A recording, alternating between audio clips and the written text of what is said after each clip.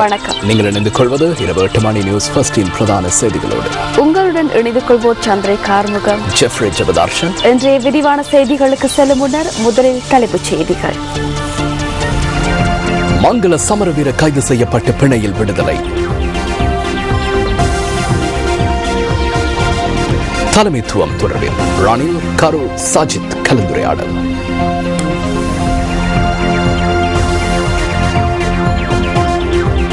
பொதுநலவாய அரசு தலைவர்கள் மாநாட்டை முன்னிட்ட வாகன தொடரணி தம்புள்ளையிலிருந்து மாத்தளைக்கு. கொள்கை வட்டி வீதாசாரத்தை தொடர்ந்தும் குறைப்பதற்கு மத்திய வங்கி நடவடிக்கை. இனி விரிவான செய்திகள். தலைமைத்துவ பொறுப்பிலிருந்து ரணில் விக்ரமசிங்கவை விலக வலியுறுத்தி மாத்தறையில் நடைபெற்ற பேரணியின் மீது தாக்குதல் மேற்கொண்ட சம்பவம் தொடர்பில் பாராளுமன்ற உறுப்பினர் மங்கள சமரவீர, ஐக்கிய தேசிய கட்சியின் தெவினுவர தொகுதி அமைப்பாளர் HR விமலசிறி உள்ளிட்ட மூவர் சந்தேகத்தின் பேரில் கைது செய்யப்பட்டுள்ளனர். குறித்த மூவரும் சட்டத்தரணி ஒருவருடன் இன்று முற்பகல் போலீஸ் நிலையத்தில் சரணடைந்த பின்னரே கைது செய்யப்பட்டுள்ளனர். சந்தேக நபர்கள் மாத்தறை நீதவான் நீதிமன்றத்தில் ஆஜர்படுத்தப்பட்டதன் பின்னர் கடும் நிபந்தனைகளுடன் கூடிய பிணையில் அவர்கள் விடுவிக்கப்பட்டுள்ளனர்.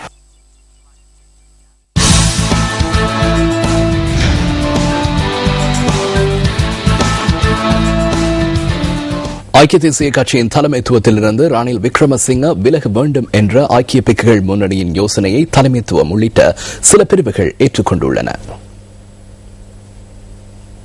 ஐக்கிய பிக்குகள் முன்னணியின் தேரர்கள் மற்றும் பாராளுமன்ற உறுப்பினர்களான சாஜித் பிரேமதாச, கரு ஜாசூரி ஆகியோருக்கிடையில் இன்று கொழும்பில் சந்திப்பு ஒன்று இடம்பெற்றது. இந்த சந்திப்பின் பின்னர் ஐக்கிய பிக்குகள் முன்னணியின் தேசிய அமைப்பாளர் உலப்பனை சுமங்கல மற்றும் சாஜித் பிரேமதாஸ் ஆகியோர் ஊடகங்களுக்கு கருத்து வெளியிட்டனர். தலைவர் மாற்றப்பட்டு தலைமை சபைக்கு அதிகாரங்கள் கையளிக்கப்பட வேண்டும் என்பதை ஐக்கிய பிக்கு முன்னணியின் நிலைப்பாடாகும். இன்று 2 பிரதி தலைவர்களுடனும் பேச்சுவார்த்தைகளை முன்னெடுத்து எமது தீர்மானத்தை அவர்களுக்கு அறிவித்துள்ளதுடன் இன்று மாலை நடைபெறவுள்ள தலைவருடனான சந்திப்பின் போது இதனை அறிவிக்குமாறு தெரிவித்துள்ளோம். தேரர்கள் வழங்கிய ஆலோசனைகளை நானும் பாராளுமன்ற உறுப்பினர் கரு ஜாசூரியவும் ஏகமனதாக ஏற்றுக்கொண்டோம். இதனை இன்று மாலை நடைபெறவுள்ள ரணில் விக்ரமசிங்க உடனான பேச்சுவார்த்தையின் போது இரு தரப்பு யோசனைகளையும் நாம் எடுத்துரைக்க எதிர்பார்த்துள்ளோம். ඒකමතිකව පිළි අරගෙන අද සවස රනිල් වික්‍රමසිංහ මැතිතුමත් සමග ක්‍රියාත්මක කරන්නට යන සාකච්ඡාවලදී අපි දෙපළම එම යෝජනා ඒකමතිකව ඉදිරිපත් කරන්නට බලාපොරොත්තු වෙනවා. இதனை அடுத்து ஐக்கிய தேசிய கட்சியின் தலைவர் ரணில் விக்ரமசிங்க மற்றும் ஐக்கிய பிக்குகள் முன்னணியின் தேரர்கள் ஆகியோருக்கிடையில் கொழும்பில் இன்று மாலை கலந்துரையாடல் ஒன்று இடம்பெற்றது.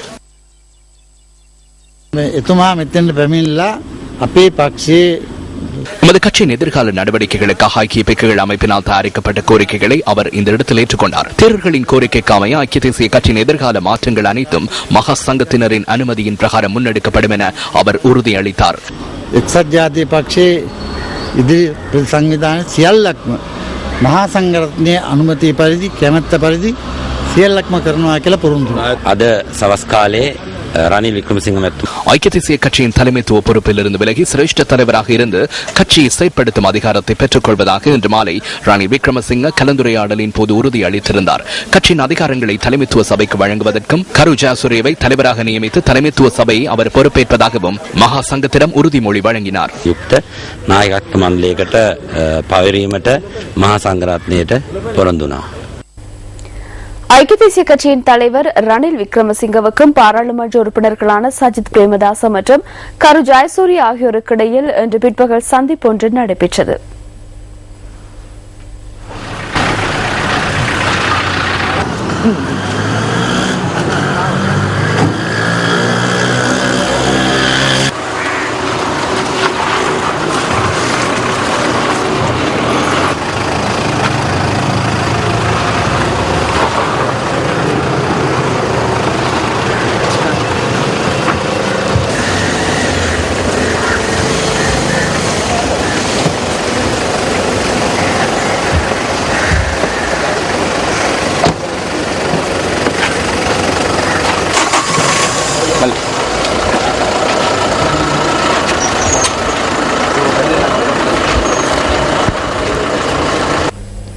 இதேவேளை ஐக்கிய தேசிய கட்சியின் தலைவர் ரணில் விக்ரமசிங்கவை அப்பதவியிலிருந்து விலக்குவதற்காக பிங்கிரியவில் விசேட வழிபாடுகள் நடைபெற்றன. ஐக்கிய தேசிய கட்சியின் ஆதரவாளர்கள் சிலரின் ஏற்பாட்டிலேயே இந்த வழிபாடுகள் இன்று பிங்கிரிய கெட்டலுவாவ ஐயநாயக்க ஆலயத்தில் நடைபெற்றது.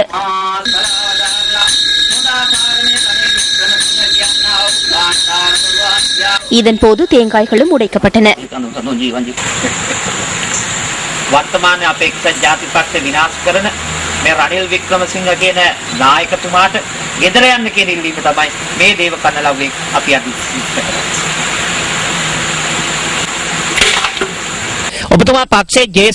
கட்சியின் சிரேஷ்ட தலைவர் அல்லது எதிர்க்கட்சி தலைவர் ஆகிய எந்த பதவி வேண்டுமானாலும் எடுத்துக்கொண்டு எங்களுடன் இருங்கள். ஆனால் கட்சியை நிர்வகிக்க கூடியதும் மக்கள் ஏற்றுக்கொள்ளக்கூடியதுமான தலைவர் ஒருவருக்கு கட்சியை கையளியுங்கள். பிரேமதாச ஜே.ஆர். ஜெயவர்தன போன்ற நாட்டை நேசிக்கக்கூடிய தலைவர் ஒருவர் உருவாக வேண்டும் என்றே நாங்கள் இன்று தேங்காய் உடைத்தோம். யாரையும் பழிவாங்கும் எண்ணம் எமக்கு இல்லை. நல்ல தலைவர் வேண்டும் என்பதே எமது பிரார்த்தனையாகும். பின்னர் ஆலயத்திற்கு முன்னால் ஒன்று திரண்டவர்கள் கொடும்பாவிகளையும் எரித்து தமது எதிர்ப்பை தெரிவித்தனர்.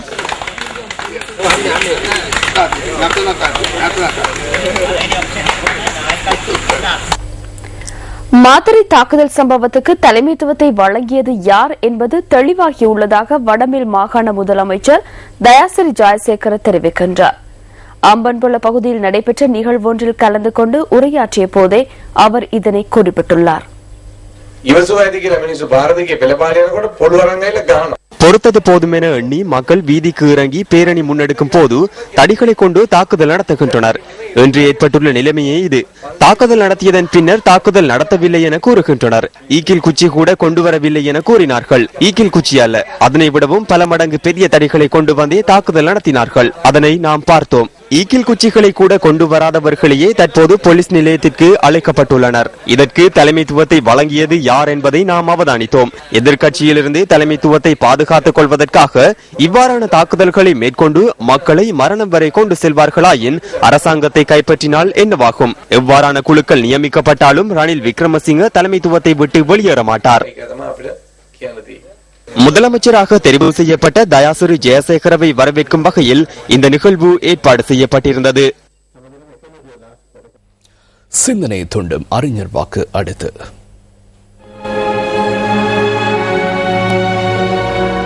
விதைத்தவன் உறங்கினாலும் விதை உறங்குவதில்லை. Fidel Castro. உங்கள் மனம் கவர்ந்த பொன்மொழிகளை நியூஸ் ஃபர்ஸ்ட் சக்தி அறிஞர் வாக்கு பகுதிக்கு அனுப்பி வையுங்கள். மின்னஞ்சல் முகவரி newsfirst@maharaja.lk.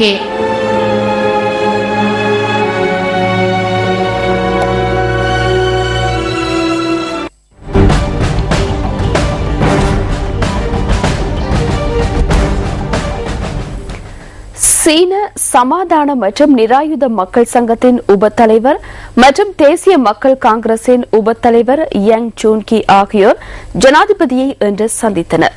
இந்த சந்திப்பு ஜனாதிபதி செயலகத்தில் இடம்பெற்றது.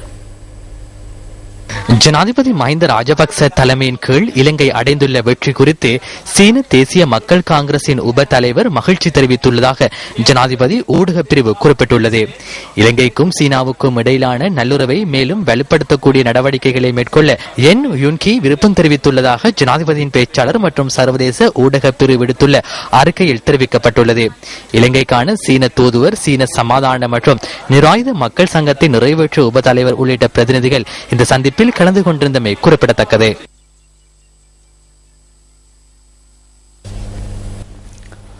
இலங்கை வாழ் முஸ்லிம்கள் நாளை புனித ஹஜ் பெருநாளை கொண்டாட உள்ளனர்.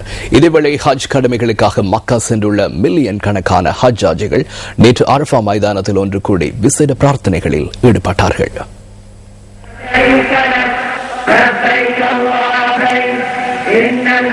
உலகின் நாலா பகுதிகளிலும் இருந்தும் சுமார் 2 மில்லியன் ஹஜ்ஜாஜிகள் இம்முறை புனித ஹஜ் கடமைகளுக்காக மக்கா சென்றுள்ளனர். இஸ்லாத்தின் 50 கடமைகளில் இறுதி கடமையாகவே ஹஜ் கடமை திகழ்கின்றது. பொருளாதார ரீதியாக வசதி படைத்த ஒருவர் தேக ஆரோக்கியத்துடன் இருந்தால் அவர் கட்டாயமாக புனித ஹஜ் கடமைகளை நிறைவேற்ற வேண்டும் என்பது இஸ்லாத்தின் கட்டளையாகும். அரஃபா மைதானத்தில் நேற்று ஒன்று கூடிய மில்லியன் கணக்கான ஹஜ்ஜாஜிகள் விசேட துவா பிரார்த்தனைகளில் ஈடுபட்ட காட்சிகளே இவை. அங்கு சென்றுள்ள ஹஜ்ஜாஜிகள் அரஃபாத் தினத்துக்கு மறுநாள் ஈதுல் அல்ஹா எனப்படும் ஹஜ் பெருநாளை கொண்டாடுவர். இம்முறையும் இலங்கையிலிருந்து புனித ஹஜ் கடமைகளுக்கு சென்றுள்ள ஹஜ்ஜாஜிகள் தேக ஆரோக்கியத்துடன் இருப்பதாக அங்கிருந்து கிடைக்கும் தகவல்கள் தெரிவிக்கின்றன.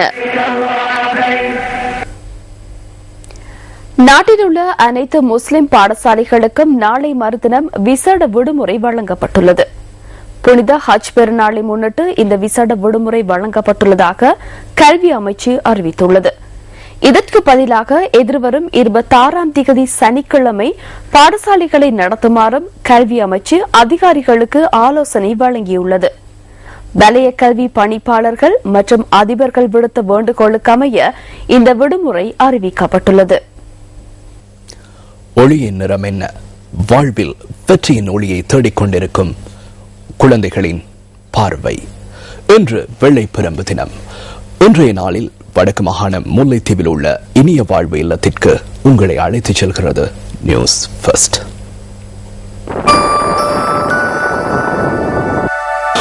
உடலில் இருக்கும் குறைகளால் மனிதர்கள் மதிப்பிடப்படுவதில்லை, மாறாக உள்ளத்தில் உள்ள பலத்தினாலேயே மதிப்பிடப்படுகின்றனர்.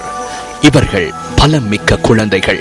இறைவனின் படைப்பாலும் 30 வருடங்களாக நடந்த கொடிய யுத்தத்தினாலும் கற்புலன் மற்றும் செவிப்புலன் பாதிக்கப்பட்டவர்கள் வசிக்கும் இல்லமே இனிய வாழ்வு இல்லம். நம்பிக்கை மிகுந்த பிள்ளைகள் வெளிச்சம் மிகுந்த எதிர்காலத்தை நோக்கி பயணிக்கும் இலட்சிய இல்லம் என்று இதனை குறிப்பிடலாம். வடக்கு மாகாணம் முல்லைத்தீவு மாவட்டம் வள்ளிப்புனத்தில் அமைந்துள்ளது இனிய வாழ்வு இல்லம். 1997ஆம் ஆண்டு முதல் இயங்கி வரும் இனிய வாழ்வு இல்லத்தில் 54 விசேட தேவையுடைய மாணவர்கள் கல்வி கற்கின்றார்கள். கற்புல மாற்று வலுவுள்ளோர்களும் செவிப்புல மாற்று வலுவுள்ளவர்களும் விசேட கல்வி முறையின் மூலம் விசேட பயிற்சி பெற்ற ஆசிரியர்களினால் கற்பிக்கப்பட்டு வருகின்றனர்.